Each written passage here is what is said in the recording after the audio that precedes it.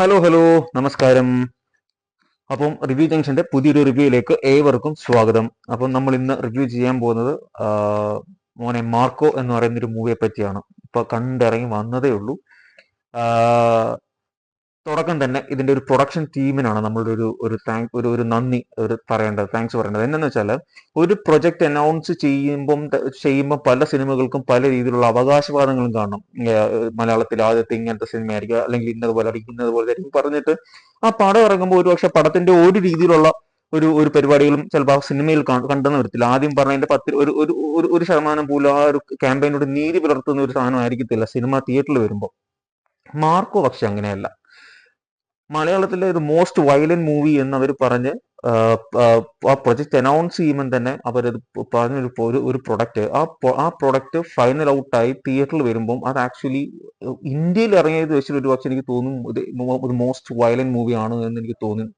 കാര്യം ഇത്രയും ഒരു വയലൻസ് ഉള്ള ഒരു പടം മലയാളത്തിൽ വന്നിട്ടില്ല, ഇന്ത്യയിലും ഇതുവരെ വന്നിട്ടില്ല എന്നാണ് എന്റെ ഇതിൽ പറയാണ് കേട്ടോ. ചിലപ്പം ശരിയായിരിക്കും, ചിലപ്പം തെറ്റായിരിക്കും, അറിഞ്ഞൂടാ. പക്ഷെ ഞാൻ കണ്ടിട്ടില്ല ഇത്രയും ഒരു വയലൻസ് മൂവി ഒരു ഇന്ത്യൻ സിനിമയിൽ. അതെന്താന്ന് വെച്ചാൽ ഇതിപ്പോ കാണാൻ പോകുന്നതിന് മുമ്പ് ഞാൻ നിങ്ങളുടെ അടുത്ത് ഒരു കാര്യം കൂടി പറയാം.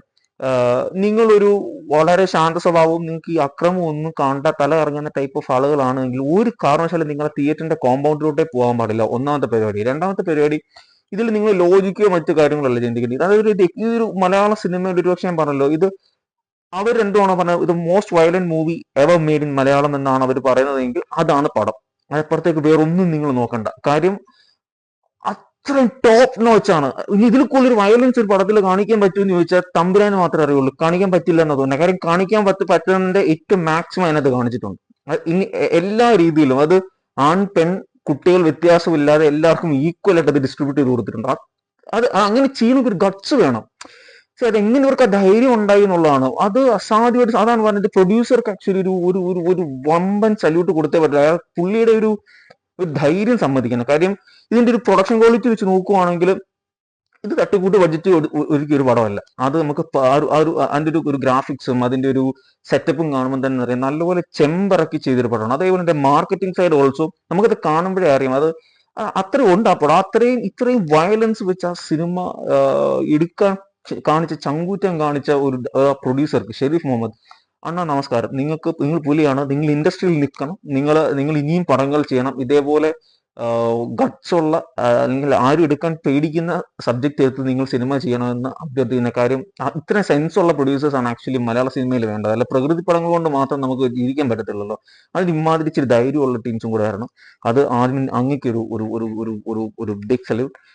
രണ്ടാമത് ഉണ്ണിമൂന്തൻ, ഈ എന്റെ പൊന്നും മച്ചാൻ, ഇത് എന്നാ സ്ക്രീൻ പ്രസൻസ് ആണ്, എന്തൊരു സ്ക്രീൻ പ്രസൻസ് ആണ്. ആ സ്വാഗ്, അതായത് എനിക്ക് തോന്നുന്നു ഇപ്പോഴത്തെ ഒരു ജനറേഷനിലെ ആക്ഷൻ പടങ്ങൾ ചെയ്യാൻ ഇയാളല്ലാണ്ട് വേറെ ആള്, ഒരു പെർഫെക്റ്റ് ആയിട്ട് ഒരു ആക്ഷൻ ചെയ്യാൻ ഇങ്ങേരല്ലാണ്ട് വേറെ ആളുണ്ടെന്ന് എനിക്ക് തോന്നുന്നില്ല. അതും സ്റ്റൈലായിട്ടുള്ള ഒരു വ്യക്തി ആ സ്ക്രീൻ പ്രസൻസിൽ. സ്വാഗ് എന്നൊരു സാധനം വളരെ ഇമ്പോർട്ടന്റ് ആണ്. അതായത് ഇതുപോലുള്ള ഒരു ക്യാരക്ടറിനെ നമ്മൾ കൊടുക്കുമ്പോൾ സ്വാഗ് വളരെ ഇമ്പോർട്ടൻ്റ് ആണ്. എന്നാൽ മാത്രമേ ആ സ്ക്രീനിൽ ജനങ്ങൾക്കൊരു കൊള്ളാം എന്നൊരു ഫീൽ വരുള്ളൂ. അത് ആക്ച്വലി ഉണ്ണിമോന്തനിലുണ്ട്.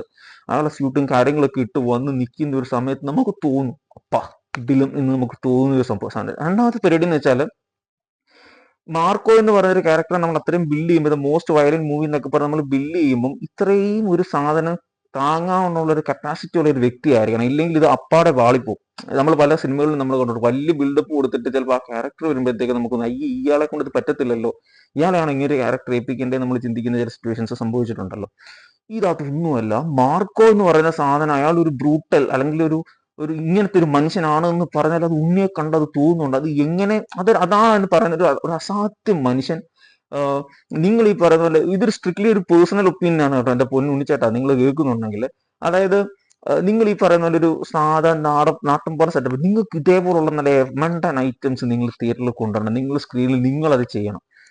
നിങ്ങളെ കൊണ്ട് മാത്രമേ ഇത് ചെയ്യാൻ പറ്റുള്ളൂ. കാര്യം അതെല്ലാം ഇങ്ങോട്ടുണ്ട് ആക്ഷൻ ചെയ്ത് നമുക്ക് തോന്നും ഒരു ഇടി കൊടുത്താൽ ആ ഇടി, അതായത് ഇതിനകത്ത് എവിടെയും ഒരു സ്ഥലത്ത് പോലും ഉണ്ണിമുന്തിന് അടിക്കുമ്പോൾ അയ്യേ എന്ന് തോന്നാറില്ല. കാര്യം അത് ഉണ്ണിമുന്തിന് ഇടിച്ച ആ ഇടി ഉണ്ണിയുടെ ആണ് എന്ന് നമുക്ക് തോന്നിപ്പോകുന്ന ഒരു സെറ്റപ്പ്. അതൊരു അത്ഭുതമാണ്. കാര്യം ഇതിനകത്ത് അത്രയും ബ്രൂട്ടലായിട്ടാണ് കാണിച്ചിരിക്കുന്നത്. അത് നമുക്ക് കാണുമ്പോൾ അയ്യേ എന്ന് തോന്നിപ്പിക്കാത്ത രീതിയിൽ അതിനെ പിക്ചറൈസ് ചെയ്ത് അതിനെ ആൾക്കാരെ കൺവിൻസ് ചെയ്യുന്ന രീതിയിൽ ഒരു ആക്ടർക്ക് പറ്റുന്നുണ്ടെങ്കിൽ അത് അയാളുടെ ഒരു ബ്ലഡി ബ്രില്യൻറ്റ്, അതേ എനിക്ക് പറയാൻ പറ്റുള്ളൂ. അണ്ണാ അസാധ്യം. കിടുക്കാച്ചി പെർഫോമൻസ്, കിടുക്കാച്ചി അതായത് സ്ക്രീൻ പ്രസൻസ് എന്ന് പറഞ്ഞാൽ അസാധ്യമാണ്. ഒരു നടനെ വെച്ച് നോക്കുവാണെങ്കിൽ അയാൾക്ക് സർവൈവ് ചെയ്യണമെങ്കിൽ ഒറ്റ വഴിയുള്ളൂ, അയാൾക്ക് നല്ല സ്ക്രീൻ പ്രസൻസ് ഇല്ലെങ്കിൽ പാളിപ്പോകും. ഇങ്ങനൊരു അസാധ്യ സ്ക്രീൻ പ്രസൻസ് ആണ്, അന്യായ സ്ക്രീൻ പ്രസൻസ് ആണ്. ഇതേപോലെ തന്നെ പോട്ടെ, ഇതേപോലുള്ള ആക്ഷൻ പടങ്ങൾ അണ്ണൻ നിങ്ങൾ ഇനിയും ചെയ്യണം. കാര്യം മലയാളത്തിൽ അത് ആവശ്യമാണ്. മലയാളത്തിൽ പ്രകൃതി പോരാ, ഇതുപോലുള്ള ഇച്ചിരി പരിപാടികൾ ഉണ്ടെങ്കിൽ മാത്രമേ നമുക്കും അത് എൻജോയ് ചെയ്യാൻ പറ്റുള്ളൂ. മൂന്നാമത് ഹനീഫ് അദീനി, അണ്ണാക്കിടില്ല. അതായത് എൻ്റെ ഒരു execution level super, simply super. അതിൻ്റെ അത് എങ്ങനെ അത് അത്രയും ഒരു ബോക്സ് ഓഫീസ് ഡിസാസ്റ്റർ കൊടുത്തിട്ട് പുള്ളി അത് അത്രയും പുള്ളി ട്രോളിയിട്ട് പോലും പുള്ളി ആർക്കും ഒരു കമന്റും കൊടുക്കാതെ സൈലന്റ് ആയിട്ട് പുള്ളി അത് ഏറ്റവും വലിയ കോമഡി. അത്രയും നെഗറ്റീവ് റിവ്യൂസ് വന്ന ഒരു പടം കിട്ടിയിട്ട് പുള്ളി മിണ്ടാതെ പോയിട്ട് പൊട്ടിപ്പൊളിഞ്ഞ ഒരു പടത്തിനകത്ത് ഒരു വില്ലനെ വിളിച്ചിട്ട് ഒരു നായകനാക്കി പടം ചെയ്യുക. ആ പടം കണ്ട് അണ്ണാ നിങ്ങൾക്കൊരു ബിഗ് സല്യൂട്ട്. കാര്യം അതിനൊരു ഗട്സ് വേണം. കാര്യം ഒരു പടം പൊട്ടിപ്പൊളിഞ്ഞ് നിൽക്കുന്ന ഒരു വ്യക്തി രണ്ടാമതൊരു പടം വരുമ്പോൾ ഒരു പൊളിഞ്ഞ സിനിമയുടെ അതുകൊണ്ട് വരുന്ന ചാനൽ അയാൾക്കൊരു ധൈര്യം ഉണ്ടായെങ്കിലേ പറ്റത്തുള്ളൂ. അങ്ങനെ അത് കൊണ്ടുവന്നു, അങ്ങനെ അത് പുൾ ഓഫ് ചെയ്തു എന്നുള്ളതാണ്. അത് സൂപ്പർ മേക്കിംഗ് ആണ്, അസാധ്യ സ്ക്രീൻ, ആ ഷോർട്സും കാര്യം. നമ്മൾ ചില സിനിമകളിലൊക്കെ ഷോർട്സ് കാണും, നമുക്ക് ഫീൽ ചെയ്യും, പക്ഷെ അതൊന്നും മൈൻഡ് ചെയ്യേണ്ട ആവശ്യമൊന്നുമില്ല. ബട്ട് അണ്ണ ഓവറോൾ കിടുക്കാച്ചി. നിങ്ങളുടെ ധൈര്യത്തിന് ഒരു കിടുക്കാച്ചി ഒരു സല്യൂട്ട്. ഇത് ഇനിയും വരട്ടെ, നിങ്ങളിൽ നിന്ന് ഇതേപോലുള്ള ഇനിയും അക്രമ സിനിമകൾ സംഭവിക്കണം. കാര്യം അത് തിയേറ്റേഴ്സിന് ഇതുപോലൊരു ഓളം ഉണ്ടാക്കേണ്ട ഒരു സാധനമാണ്. നാലാമത്തത് രവി ബസു, ഇതിന്റെ ബാക്ക്ഗ്രൗണ്ട് സ്കോർ. അങ്ങേര് എനിക്ക് തോന്നുന്നു മലയാളത്തില് ഇതിനു പോകുന്ന ഒരു പടം അങ്ങനെ ചെയ്തിട്ടുണ്ടെന്ന് തോന്നുന്നു, എനിക്കറിയത്തില്ല. പക്ഷെ വേറെ പല ലാംഗ്വേജിൽ ചെയ്തതിനകത്ത് KGF ശേഷം ഒന്നും ക്ലിക്ക് ആയിട്ടില്ല പുള്ളി വലുതായിട്ട്. പക്ഷെ മാർക്കോ പുള്ളി ക്ലിക്ക് ആയിട്ടുണ്ട്. ഇതിനു പോകുന്ന ഒരു പടം അങ്ങനെ ചെയ്തിട്ടുണ്ടെന്ന് തോന്നുന്നു, എനിക്കറിയത്തില്ല. പക്ഷെ വേറെ പല ലാംഗ്വേജിൽ ചെയ്തതിനകത്ത് KGF ശേഷം ഒന്നും ക്ലിക്ക് ആയിട്ടില്ല പുള്ളി വലുതായിട്ട്. പക്ഷെ മാർക്കോ പുള്ളി ക്ലിക്ക് ആയിട്ടുണ്ട്. കിടുക്കാച്ച് സാധനം, കിടുക്കാച്ച് തിയേറ്റർ മെറ്റീരിയൽ ആയിട്ടുള്ള കുറെ സ്കോർ ഇതിനകത്ത് കിടപ്പുണ്ട്. ചിലതൊക്കെ പാളിയും പോയിട്ടുണ്ട്, പക്ഷെ കുഴപ്പമില്ല, മുക്കാലും വർക്കായിട്ടുണ്ട്. അത് സൂപ്പർ സാധനമായിട്ട് നിൽപ്പുണ്ട്. അണ്ണ നിങ്ങൾക്കും ഒരു കിടില സല്യൂട്ട്. ജഗദീശൻ ചില സമയം നമുക്ക് തോന്നും കുറച്ചും കൂടി ഒന്ന് ആവാമായിരുന്നു തോന്നും ചില സമയത്ത്. പക്ഷെ എന്നാൽ പോലും പുള്ളിയും കൊള്ളാം. ഒരു വെറൈറ്റിയാണ്. കാര്യം ആരും ഇങ്ങനെയുള്ള സീനിയർ ആയിട്ടുള്ള ആക്ടേഴ്സ് ആക്ച്വലി ഇങ്ങനെയുള്ള റോൾസ് വരുമ്പോൾ നമുക്കൊരു പുതുമ കിട്ടുന്നുണ്ട്. അത് ആക്ച്വലി സൂപ്പറായിട്ട് വർക്ക് ആയിട്ടുണ്ട്. അതേപോലെ തന്നെ ഷമ്മി തിലകന്റെ മകനുണ്ട്, പുള്ളി കൊള്ളാം. പുള്ളിക്ക് അത്യാവശ്യം സ്ക്രീൻ പ്രസൻസ് ഉണ്ട്, ആ വില്ലത്തരം വർക്ക് ആവുന്നുണ്ട്. പിന്നെ ഹിന്ദി എന്റെ ദൈവമേ, പുള്ളി ഒരുപാട് സിനിമയിൽ ചുമ്മാ വന്ന് വരുള്ളൂ, ചത്തുപോകുന്നു എന്നല്ലാണ്ട് ഇതിനകത്ത് പുള്ളി കൊള്ളാം. പുള്ളിക്ക് ആ സ്ക്രീൻ പ്രസൻസും പുള്ളിയുടെ ആ ഒരു വരവും കാര്യങ്ങളും ഒക്കെ ഹെവി. അത് സൂപ്പർ ആയിട്ടുണ്ട്, കിടുക്കാച്ചയായിട്ടുണ്ട്, കിഡിലനായിട്ടുണ്ട്. പിന്നെ ഇതിനകത്ത് എന്നാ പറയണ്ടേ, ഇത് അതായത് നിങ്ങളൊരു ലോല ഹൃദയനാക്കി കോമ്പൗണ്ടിലോട്ട് പോകാതിരിക്കുക ഒന്നാമത്തെ പരിപാടി. കാര്യം വയലൻസിന്റെ എക്സ്ട്രീം. നിങ്ങൾക്കിപ്പോ ജോൺ വിക്ക്, പിന്നെ നമ്മുടെ അനിമൽ, പിന്നെ KGF, ഇതിന്റെയൊക്കെ ഒരു പെർഫെക്റ്റ് ഒരു ബ്ലെൻഡ് ആണ്. അതാണ് അതിന്റെ എല്ലാ ചേരുവകളും ഇതിലുണ്ട്. തുടക്കം തൊട്ട് പിന്നെ 2 മണിക്കൂർ, ഒരു 2.5 മണിക്കൂർ, 2 മണിക്കൂർ 15 മിനിറ്റ് അങ്ങനെ പടമുള്ളൂ. അതിലും വലിയൊരു ബെനിഫിറ്റ്.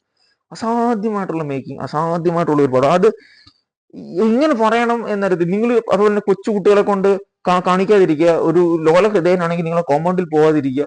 ഒരു A സർട്ടിഫൈഡ് മൂവിക്ക് അവരെന്നെ പറഞ്ഞു ഇതൊരു മോസ്റ്റ് വയലന്റ് മൂവിയാണ് എന്ന് അവർ പറയുന്നുണ്ട് എങ്കിൽ ആ പറച്ചിലിന് 100%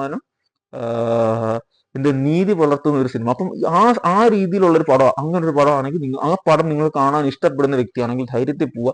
പിന്നെ ഇതിനകത്ത് കണ്ട അക്രമം, ഇതൊക്കെ സെക്കൻഡറി ആണ്. അതായത് ഒരു സിനിമയായിട്ട് കാണുക, അത് 2 മണിക്കൂർ 2.25 മണിക്കൂർ വെറുതെ പോവുക, കാണുക, തിരിച്ചിറങ്ങി വരിക. അല്ലാണ്ട് അത് കണ്ടിട്ട് ഇത് ചെയ്യാൻ പോകുന്നതാണെങ്കിൽ അത് അവന് മാനസികമായിട്ട് എന്തെങ്കിലും പ്രശ്നം ഉണ്ടായിട്ടാണ്. അതും ഈ സിനിമയ്ക്ക് ഒട്ടൊരു ബന്ധവുമില്ല. എപ്പോഴും നമ്മൾ പ്രകൃതി പടങ്ങൾ മാത്രം കണ്ടു കാര്യം. ഇതേപോലെ ചില മാസ് എന്റർടൈനേഴ്സ് അല്ലെങ്കിൽ ഇച്ചിരി കോൾബ്രേറ്റഡ് ആയിട്ടുള്ള മൂവീസ് ഒക്കെ നമ്മൾ കാണണം. അതായത് സിനിമ എന്ന് പറഞ്ഞ സാധനം എന്റർടൈൻമെന്റ് അല്ലേ അത്. എസ്പെഷ്യലി ഈ ഫെസ്റ്റിവൽ സീസണിൽ മാർക്കോ ഇറക്കാൻ കാണിച്ചൊരു ധൈര്യ സാധ്യതയുണ്ട്. ബിക്കോസ് പലരും പറയുന്നുണ്ട് ഇത് ചിലപ്പോൾ ഒറ്റയ്ക്ക് ഒരു ഷോളോ ആയിട്ട് ഇറക്കിയെങ്കിൽ കുറച്ചും കൂടെ അല്ല.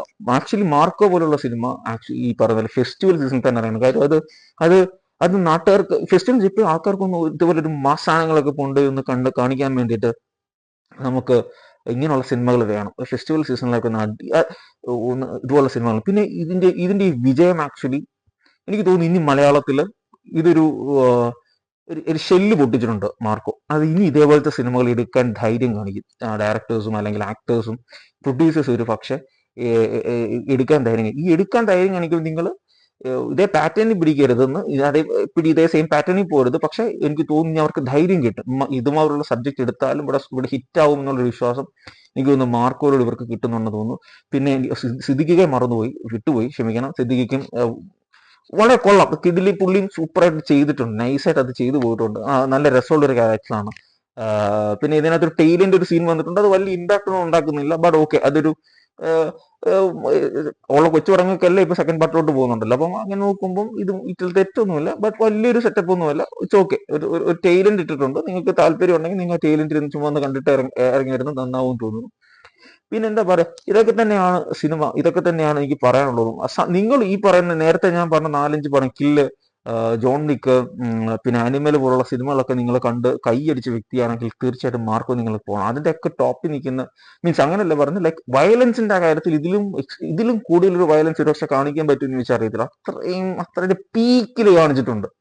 അത് കാണിച്ചത് മാത്രമല്ല, അത് കൊള്ളാം, അത് കൺവിൻസിങ് ആണ്. അത് മതി. അതാ പറഞ്ഞ ഹനീഫ് അദേനിയുടെ മേക്കിങ്ങും അതേപോലെ തന്നെ ആ പ്രൊഡക്ഷന്റെ ക്വാളിറ്റിയും ഉണ്ണി മുകുന്ദന്റെ ആക്ടിങ്, ഇത് മൂന്നും ഇങ്ങനെ പെർഫെക്റ്റ് ആയിട്ട് ബ്ലെൻഡ് ആയിട്ടുണ്ട്. അത് വിശ്വസിക്കും. അതാണ് അതിന്റെ ഏറ്റവും അതിന്റെ ഒരു സക്സസ്ഫുൾ ഫോർമുല എന്ന് പറഞ്ഞാൽ അതാണ് അതിന്റെ. സോ ഇത് സൂപ്പർ സാധനമാണ്. നിങ്ങൾക്കൊരു വയലൻസ് മൂവി ഇഷ്ടപ്പെടുവാണെങ്കിൽ നിങ്ങൾക്ക് തീർച്ചയായിട്ടും നിങ്ങൾ ഈ സിനിമ തീർച്ചയായും തിയേറ്ററിൽ പോയി കാണണം. നിങ്ങൾ ഒരിക്കലും ഇത് OTT-യിൽ കണ്ടാൽ നിങ്ങൾക്ക് എത്രത്തോളം ഇഷ്ടപ്പെടുമെന്ന് നമുക്കറിയത്തില്ല.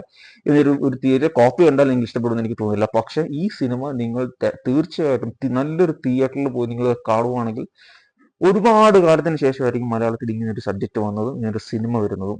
ഒരു പക്ഷേ ഇങ്ങനെ സിനിമ ആദ്യമായിട്ടായിരുന്നു മലയാളത്തിൽ വരുന്നത്. അത് തിയേറ്ററിൽ പോയി തന്നെ എക്സ്പീരിയൻസ് ചെയ്യുക, അത് കാണുക, എൻജോയ് ചെയ്യുക. സിനിമ അവിടെ കണ്ടു തിയേറ്ററിൽ നിന്ന് ഇറങ്ങുക, അത് കളയുക, നിങ്ങളുടെ നോർമൽ ജീവിതത്തിലോട്ട് പോവുക. പക്ഷെ ഇതൊരു എക്സ്പീരിയൻസ് ആണ്. Go and watch it in theatre only. Clear? ഇത് മിസ്സാക്കരുതെന്നേ ഞാൻ പറയുന്നുള്ളൂ. കാര്യം അത്രയും സ്റ്റൈല് സാധനമാണ്, സ്റ്റൈലിഷ് ഫിലിംസ് ആണ്, പ്രൊഡക്ഷൻ ക്വാളിറ്റി സൂപ്പറാണ്, സ്കോർ കിടിലുമാണ്, ഉണ്ണിമുകുന്ദന്റെ സ്ക്രീൻ പ്രസൻസ് അന്യായമാണ്. സോ ഇത് സൂപ്പറും ഒരു പൈസ വസൂൽ മൂവിയായിട്ട് ഞാൻ റെക്കമെൻഡ് ചെയ്യുന്നു. പിന്നെ ഓഫ് കോഴ്സ് ഇത് തികച്ചും വ്യക്തിപരമായിട്ടുള്ള റിവ്യൂ ആണ്. നിങ്ങൾക്ക് ഇത് കേട്ട് നിങ്ങൾ തീരുമാനം എടുക്കുകയോ എടുക്കാതിരിക്കുകയോ നിങ്ങൾക്ക് ചെയ്യാം. പക്ഷേ ഇത് കണ്ടില്ലെങ്കിൽ ഒരു പക്ഷെ മലയാളത്തിൽ ഇറങ്ങിയ ഏറ്റവും ബെസ്റ്റ് ഒരു വയലിൻ മൂവി നിങ്ങൾ മിസ്സാവുകയും ചെയ്യും. അതൊരിക്കലും നിങ്ങൾക്ക് ഒരു OTT-യിലോ ചെറിയ സ്ക്രീനിൽ കണ്ടാലും നിങ്ങൾക്ക് അത് ഇഷ്ടപ്പെടണമെന്നില്ല. ഇതൊരു തിയേറ്റർ വാച്ചാണ്. ഒരു ഫെസ്റ്റിവൽ ടൈമിൽ ഒരു ഫുള്ളി പാക്ഡ് ഒരു ഹൗസിൽ നിന്ന് കാണേണ്ട സിനിമയാണ്. അത് നിങ്ങൾ കാണുവാണെങ്കിൽ നിങ്ങൾ നിരാശപ്പെടേണ്ടി വരത്തില്ല. മാർക്കോ ഒരു ഒന്നൊന്നര മാർക്കോആണ്. ഹനീഫ് അദേനി, ഷെരീഫ് മുഹമ്മദ്, ഉണ്ണി മുകുന്ദൻ, ഒന്നും പറയാനില്ല. So thank you so much. Like ചെയ്യാനും സബ്സ്ക്രൈബ് ചെയ്യാനും മറക്കരുത്. Okay, by. മാർക്കോയുടെ എഫക്റ്റ്, കൊതു ചത്തുപോയി.